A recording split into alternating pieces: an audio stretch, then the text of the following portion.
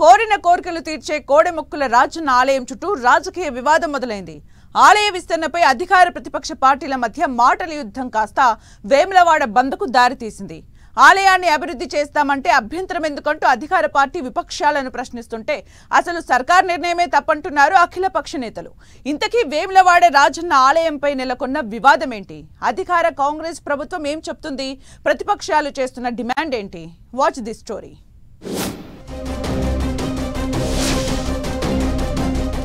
రాజన్న ఆలయంపై రాజకీయ వివాదం. గుడి మూసివేతపై అఖిలపక్షం అభ్యంతరం.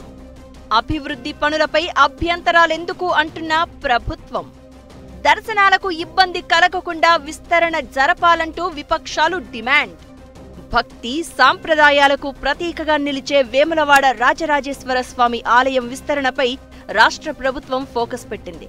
వచ్చే నెల జూన్ 15 నుంచి విస్తరణ పనులను ప్రారంభించేందుకు ప్రభుత్వం కసరత్తు చేస్తోంది. గత ఏడాది నవంబర్ 20న సీఎం రేవంత్ రెడ్డి ఆలయ విస్తరణ పనులకు శంకుస్థాపన చేయడంతో పాటు 47 కోట్ల రూపాయల నిధులను కూడా మంజూరు చేశారు. వేములవాడ ఆలయ విస్తరణ కోసం 2025-26 బడ్జెట్లో దాదాపు 100 కోట్లను కేటాయించారు. శృంగేరి పీఠాధిపతుల పర్యవేక్షణలో ఆలయ విస్తరణ పనులు చేపట్టాలని ప్రభుత్వం నిర్ణయించింది. ఆలయ విస్తరణ పనులు చేపడితే భక్తుల దర్శనాలకు ఇబ్బంది కలగకుండా వేములవాడ ఆలయానికి దగ్గరలో ఉన్న భీమేశ్వరాలయంలో దర్శనాలను కొనసాగించాలని నిర్ణయించడంపై విపక్ష నేతలు తీవ్ర అభ్యంతరం వ్యక్తం చేస్తున్నారు. గుడిని మూసేసి విస్తరణ చేపడతామంటే కుదరదు అని అఖిలపక్ష నేతలు ఆందోళనలు కొనసాగిస్తూ ఉండడంతో రాజన్న ఆలయం చుట్టూ రాజకీయ వివాదం మొదలైంది. వేములవాడ రాజన్నను నిత్యం వేలాది మంది భక్తులు దర్శించుకుంటారు. ఇక ప్రత్యేక రోజుల్లో అయితే లక్షలాది మంది భక్తులు బారులు తీరుతూ ఉంటారు. ఇలాంటి పరిస్థితుల్లో ఆలయాన్ని మరింతగా అభివృద్ధి చేయడానికి ప్రభుత్వం ప్రణాళికలు సిద్ధం చేసింది. దేవాలయ ప్రధాన గర్భాలయం మండప భాగాన్ని మెరుగుపరిచి పురాతన నిర్మాణాలకు ఇబ్బంది కలగకుండా చుట్టూ కొత్త మండపాన్ని నిర్మిస్తారు. పాత నిర్మాణాన్ని అనుసరిస్తూ కొత్త నిర్మాణంతో ఆలయాన్ని విస్తరిస్తారు. ఆలయంతో పాటు ధర్మగుండం, గుడి చెరువు ఇలా మొత్తం 35 ఎకరాల పరిధిలో నిర్మాణాలు చేపట్టనున్నారు. ఇప్పుడున్న ప్రాకారాలను విస్తరించడంతో పాటు స్వామివారి కోనేరు, కళ్యాణకట్ట, కోడెమొక్కులు చెల్లించే దారి, అన్నదాన సత్రం, వసతి గృహాలు ఇలా అన్నీ ఒకే కాంప్లెక్స్ లో ఉండేలా ప్రణాళికలు సిద్ధం చేశారు. అయితే అన్నీ ఒకేసారి కాకుండా దశల వారీగా నిర్మాణాలు చేపట్టాలని ప్రభుత్వం భావిస్తోంది.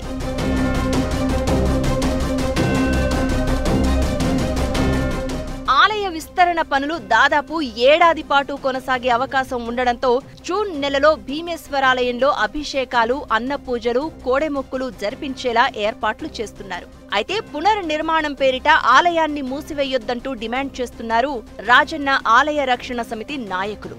రాజన్న ప్రధాన ఆలయంలోనే భక్తులను అనుమతించి విస్తరణ పనులు చేపట్టాలని విపక్షాలు కోరుతున్నాయి. అలాగే ఆలయ పరిసర ప్రాంతాల్లో అన్యమత ప్రార్థనా మందిరాలు లేకుండా చూడాలంటున్నారు బీజేపీ నేతలు. బీజేపీ, బీఆర్ఎస్ పార్టీలు బంద్కు పిలుపునివ్వడంతో ఆలయ విస్తరణ పనులపై విమర్శలు పెరుగుతున్నాయి.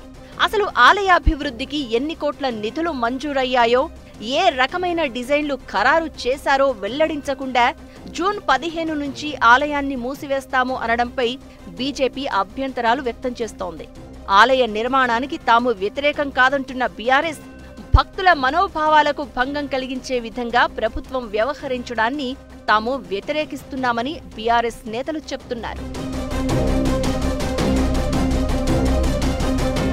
ప్రభుత్వం చిత్తశుద్ధితో ఆలయ అభివృద్ధి పనులు చేపడుతుంటే బీజేపీ, బీఆర్ఎస్ నేతలు అడ్డుపడుతున్నారంటూ ప్రభుత్వ విప్ ఆది శ్రీనివాస్ ఆగ్రహం వ్యక్తం చేస్తున్నారు. ఆలయ విస్తరణ పనులు జరిగే సమయంలో స్వామివారికి నిత్యం జరిగే పూజా కైంకర్యాలన్నీ యథావిధిగానే కొనసాగుతాయని, ఆలయ మూసివేత ఉండదని స్పష్టం చేస్తున్నారు. రాజన్న ఆలయంలో చేసే పూజలను భీమేశ్వరాలయంలో ఎలా చేస్తారంటూ ప్రతిపక్ష నేతలు ప్రశ్నిస్తున్నారు. గతంలో కాశీ, అయోధ్యలో దర్శనాలకు ఇబ్బంది లేకుండా చూసినట్లుగానే వేములవాడ విస్తరణ పనులు జరగాలని విపక్షాలు డిమాండ్ చేస్తున్నాయి. ఇలా అధికార, ప్రతిపక్ష నేతలు గుడి అభివృద్ధిపై తలో అభిప్రాయాన్ని వ్యక్తం చేస్తూ ఉండడంతో రాజన్న ఆలయం చుట్టూ రాజకీయం కొనసాగినట్లవుతోంది.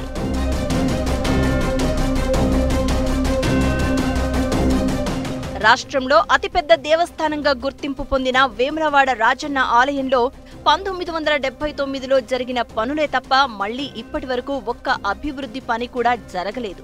రాజన్న ఆలయానికి భక్తుల సంఖ్య పెరగడం, ఆలయం ఇరుకుగా ఉండడంతో కొన్నేళ్లుగా భక్తులు తీవ్ర ఇబ్బందులు ఎదుర్కొంటున్నారు.